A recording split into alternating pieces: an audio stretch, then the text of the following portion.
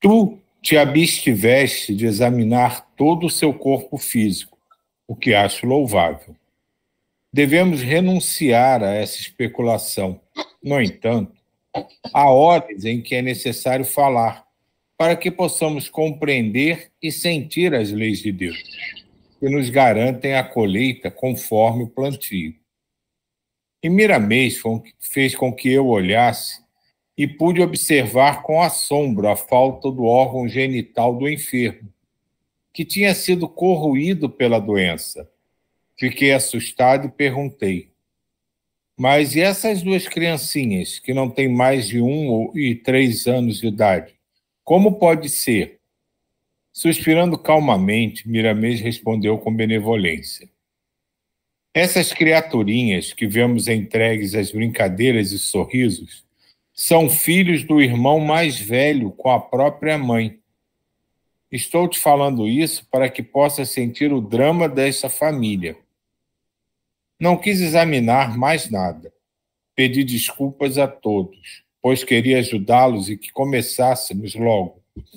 Reunimos-nos todos e Padre Galeno proferiu a oração. Deus de bondade e entendimento maior, permite, Senhor, que possamos ajudar a essas criaturas que são igualmente tuas filhas do coração. Conserva em nossos sentimentos o amor mais puro para que com essas almas, a fim de que não mudemos de opinião acerca dos procedimentos. Eles não são maus, como disse nosso Senhor Jesus Cristo. São ignorantes em relação às leis espirituais.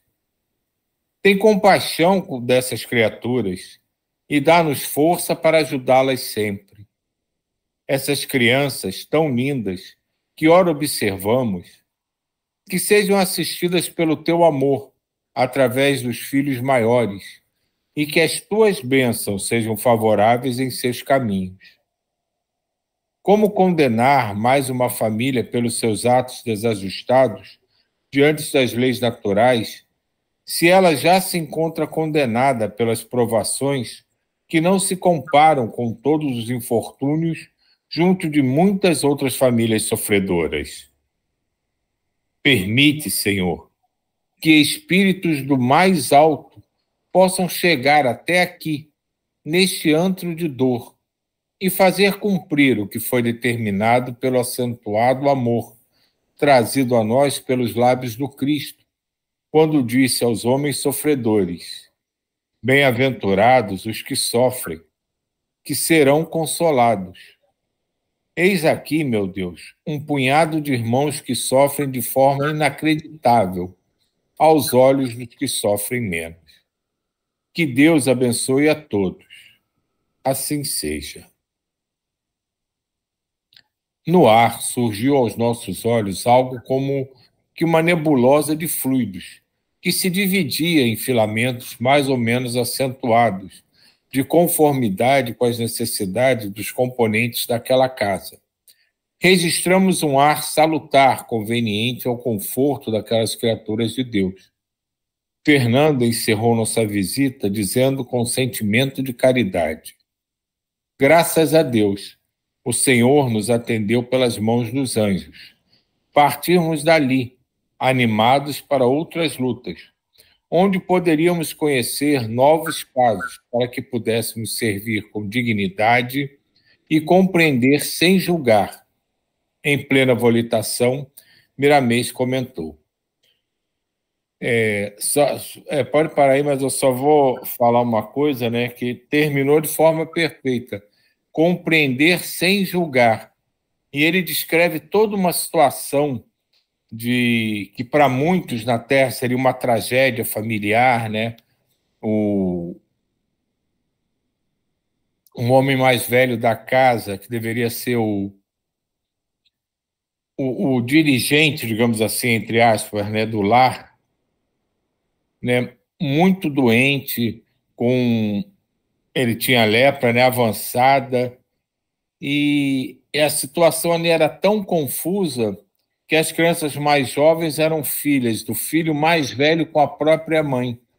E, em momento nenhum, eles julgam, eles se espantam, eles se assustam com a situação, eles criam qualquer tipo de sentimento que não seja puro amor, nos lembrando que não cabe absolutamente, de forma alguma, julgar absolutamente nada, tirar conclusões sobre absolutamente nada que possa ser mostrado diante dos nossos olhos ou que possa chegar ao nosso conhecimento.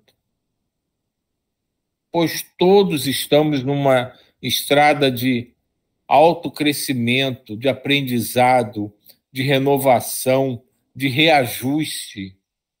E tudo o que precisamos fazer é envolver a todos que encontrarmos, seja qual for a situação, com amor, com bondade, com caridade, com fraternidade. E é isso que eles fazem. E ele termina dizendo exatamente isso, agradecendo a ajuda que veio através da espiritualidade, né, pelo pedido deles comovido e sincero ao Mestre Jesus, e que nunca, jamais julguemos absolutamente nada. Simplesmente vamos envolver tudo com amor. E assim a gente vai seguindo. Se a gente se colocar sempre nas situações em que se apresentam diante de nós, a gente vai agir de uma forma muito mais divina, muito mais amorosa e muito mais compreensiva. Me vem também essa questão de que todos são dignos de receber amor, né?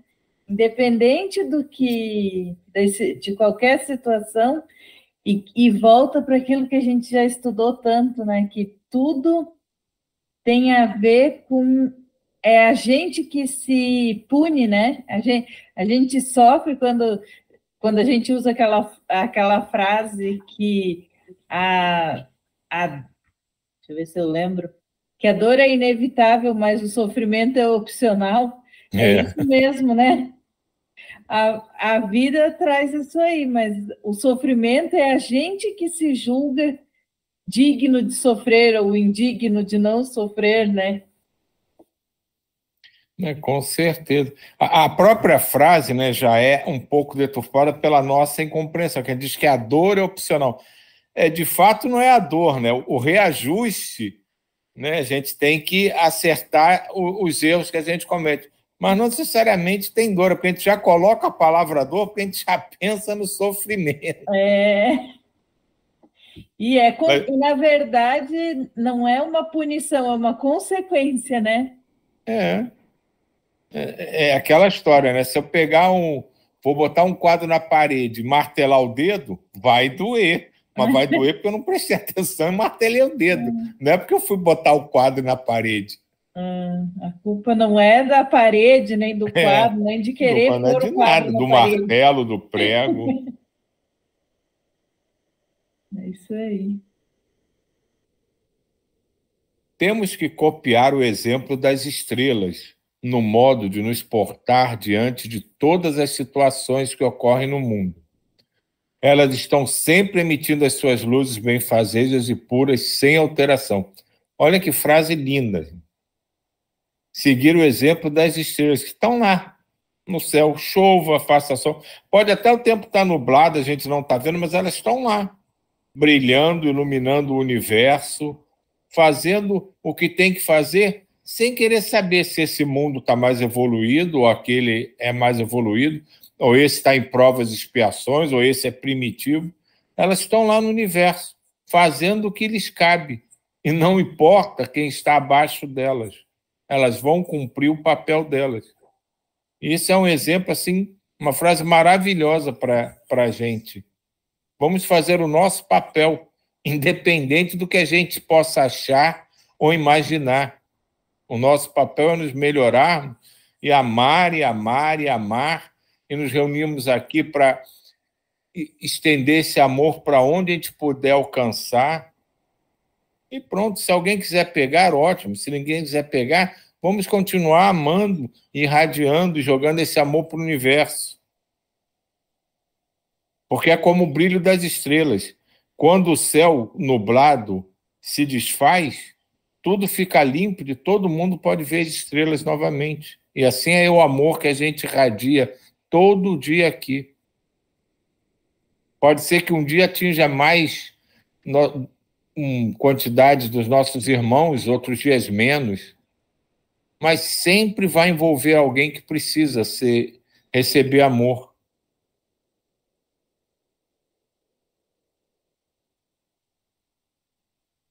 Recolhemos nessa noite 25 companheiros para os devidos treinamentos.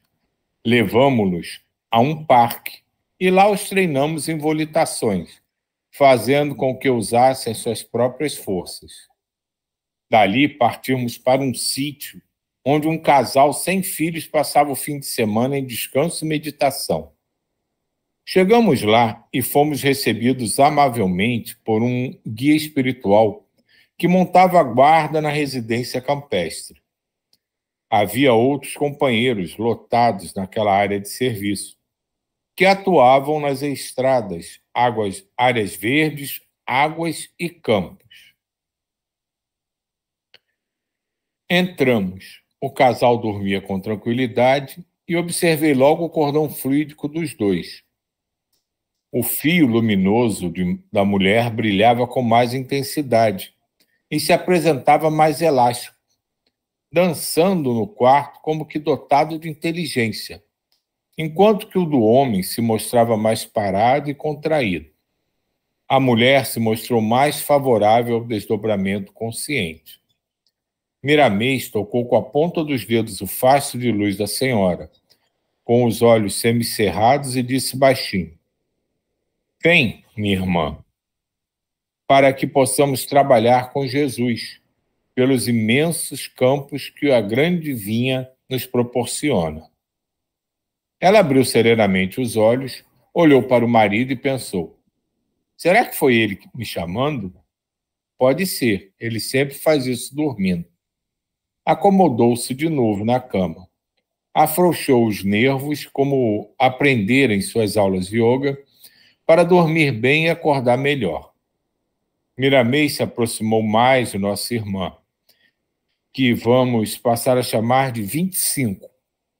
Aplicou-lhe passos da cabeça aos pés, descarregando seu organismo de fluidos gastos e estimulando sua sensibilidade, para maior proveito no trabalho a ser feito. 25 sofreu uma leve tontura e sentiu medo, esforçando-se para não dormir. Miramês renovou os passos calmantes e falou com bondade: "Dorme, minha filha. Dorme descontraída e vem para cá com calma, para o trabalho de caridade que todos precisamos realizar, mesmo descansando o corpo físico. O dever do cristão é aproveitar o tempo em espírito e fazer algo em favor dos que sofrem e choram." Ela dormiu de novo e logo o seu corpo astral pairava acima do físico, trêmulo. Ela continuava com medo, com forte impressão de que iria morrer. Quis voltar de novo à casa de carne, mas não conseguiu. Notamos uma coisa interessante. Examinei o físico conjuntamente com o perispírito e deu para perceber filamentos tenuíssimos ligando as glândulas endócrinas aos centros de força, implantados no corpo espiritual.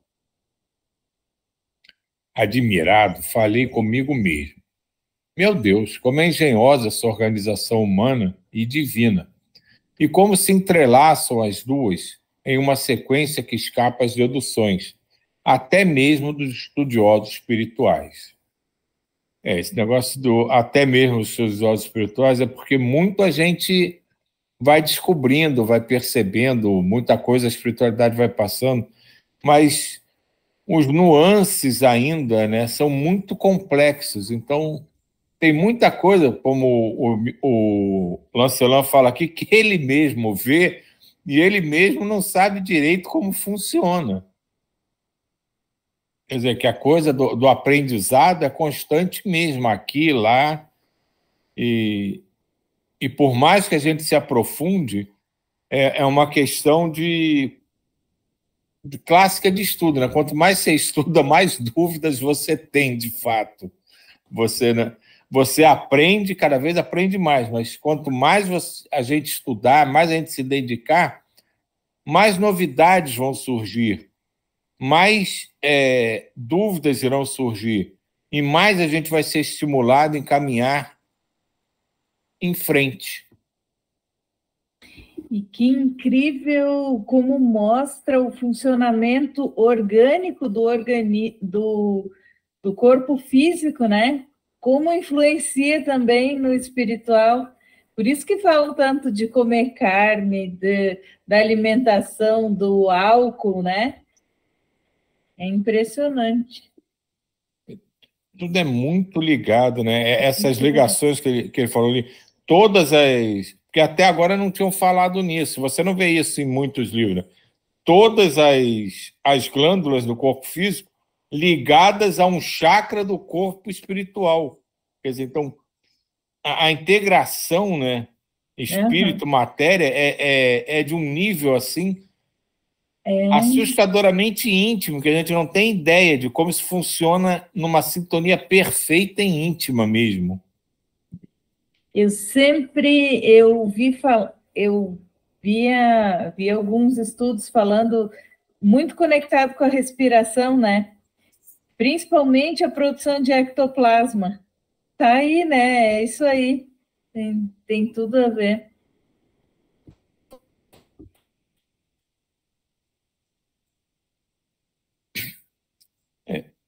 Não aproximei-me, né? Aproximei-me mais dos corpos em operação. Concentrei-me em todas as minhas forças espirituais e fiquei maravilhado. Os filamentos, quase invisíveis, serviam de canais sublimados, por onde deslizava a energia cósmica, ou, como podem dizer alguns iniciados, o éter cósmico, ou ainda o prana dos orientais. Olha a respiração aí, ó. Fiquei aturdido com tanta ciência, com a sabedoria do Criador, e pensei em como podem existir criaturas que não acreditam numa força superior que engendra tudo isso numa harmonia sobremodo sem par. Se a inteligência humana não pode fazer o que aí está, quem o fez? Somente Deus criou essa maravilha. Miramês estava por perto e, diante do meu olhar inquiridor, ele passou a dizer com satisfação: Lancelã, o que observas não é nada diante do que está fora da tua visão. Ai, somente percebes aquilo que pode suportar. O que admiras hoje já foi admirado pelos que passaram pelo mesmo aprendizado por que passas atualmente e estão agora admirando em outras faixas de vida, assim sendo até o infinito, que a gente acabou de comentar, né? Essas ocorrências energéticas que percorrem, como vês, esses microcanais, desembocam como rios no mar, em órgãos computadores e redistribuidores de energia, banhando todo o sistema celular e ainda operam no metabolismo como agente de equilíbrio e como bênção de Deus para manter a saúde. Essa faixa de filamentos que impressionam os teus sentidos são como um facho de luz que se divide no corpo, como acabas de verificar, e se sintetiza num só volume, a esticar-se em milhares de quilômetros em viagem astral. As distâncias que percorrem variam de acordo com a evolução da alma. Como já tivesse a ocasião de observar, há irmãos que dormem e não arredam o pé do próprio quarto de dormir. Balancei a cabeça em êxtase e falei sem perceber. Como pode? Como pode? Esse como pode realmente é um troço que, às vezes, também eu me pego dizendo, mas como é que pode fazer isso? Como é que isso funciona? Que é uma coisa fantástica, né? que ele fala muito da nossa falta de conhecimento, né, até para fazer essas viagens mais longas. Mas, assim, eu particularmente, né, já tive uma experiência que o medo foi o bloqueador, né? Acho que o medo em função do desconhecido mesmo, né? Que a nossa ignorância, a gente não sabe aquela coisa, né? Tem uma porta ali, mas eu não sei o que está do lado da porta. Eu vou andando até a porta. Aí, na hora que bota a mão na maçaneta, dá aquele medo pavoroso, sai correndo e não abre a porta.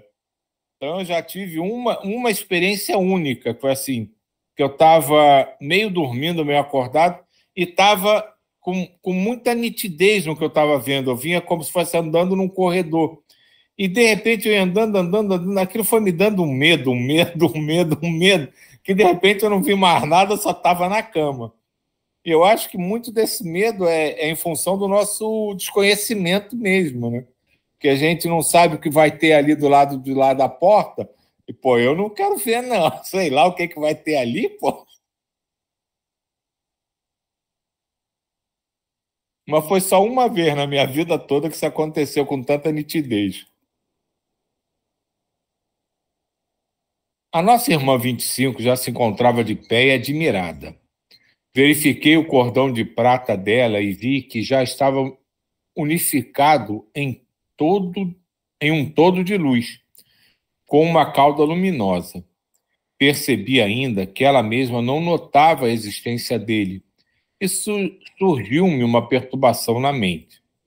Avancei um pouco ao lado de Miramês e perguntei: ela não vê o próprio fio que lhe assegura a vida no corpo físico? O nosso guia espiritual respondeu-me com ênfase: Lancelã, a visão do cordão fluídico nem sempre é conveniente. Ele, para o estudante ou candidato a viagens astrais, torna-se um empecilho. A impressão que dá é a de que vai partir pela sua maleabilidade. E o encarnado, mesmo ouvindo os mais experientes garantirem e lhe transmitirem confiança, ainda duvida. E essa dúvida é instintiva. É o instinto de conservação em evidência. Em vista disso, necessário se faz que cuidemos de torná-lo invisível, por simples processo de impregnação de determinado fluido, que o confunde com o próprio ambiente espiritual. Pensei um pouco e tornei a perguntar: e no processo de sono natural? Acrescentou Miramês com habilidade. Mesmo no sono natural, que é bem diferente dos processos de viagem astral consciente, que não deixa de ser um afastamento do perispírito, o fio de prata fica invisível ao encarnado, e disso cuidam os guias espirituais de cada um, que tem os devidos cuidados no que o caso requer. No entanto, não estamos generalizando o assunto. Há espíritos que podem ver o seu próprio cordão de prata e cooperarem para que ele possa se manter na mais elevada ordem. Ele é uma peça de mais alta sensibilidade, pois qualquer emoção que a alma sente é transmitida para o corpo, com as devidas irrigações de energia em alteração para todos os órgãos. Aí vê como é essa ligação, né? Que ele não é simplesmente um cordão que amarra os corpos mais sutis ao corpo físico. Ele é um canal energético que transmite tudo que é percebido pelo espírito ao corpo físico. Ele fala aqui especificamente a órgãos. E pensando no que ele está falando, eu estava aqui me imaginando me desdobrar e me ver amarrado no corpo. Com certeza aquilo me limitaria, porque eu ficaria... Pô, como é que eu vou andar para frente se eu estou amarrado ali? Então, como a coisa é interessante e, ao mesmo tempo, sábia, né? Porque a nossa própria limitação imporia a incapacidade da gente fazer uma viagem, porque ia se sentir amarrado se a gente visse o cordão de prata. E me veio também a questão da consciência, né? que seria, se você tivesse consciência do cordão, teria medo, né, de tropeçar, sei lá, de várias outras questões, né? E como funciona para o outro lado, a questão do pensamento e de ter consciência. Também da respiração se transformar em fluido cósmico, né? E da questão até ali do início do texto, que falou do próprio cordão, né? Provavelmente o do marido, não tem tanta consciência. Daí o cordão é menos desenvolvido. É muito E legal. agora, rapidinho, que já está na hora, né? Uhum. Eu até estava pensando aqui, será que se eu tivesse nessa situação, não me daria medo? E se eu tropeçasse, se eu arrebentasse esse negócio, será que eu morro? Foi a primeira coisa que eu pensei. Eles apagam que a pessoa deve ficar com medo de tropeçar, porque sai do umbigo, né, o cordão. É, Então, imagina como que vai caminhar. E imagina. também me vem nas terapias frequenciais, eles sempre colocam, na física também, que são usados termos semelhantes que é para a gente compreender, né? Então, talvez chama cordão, a gente liga o que a gente conhece, cordão umbilical, cordão, né? E assim, é energético só, né? Uma outra coisa, por isso que a pessoa não tropeça, não. Mas a É. gente liga no nosso físico, né? A gente pensa logo num barbante. É, a gente pensa num barbante como que o barbante vai esticar? É isso aí. Ótimo. Ótima colocação mesmo.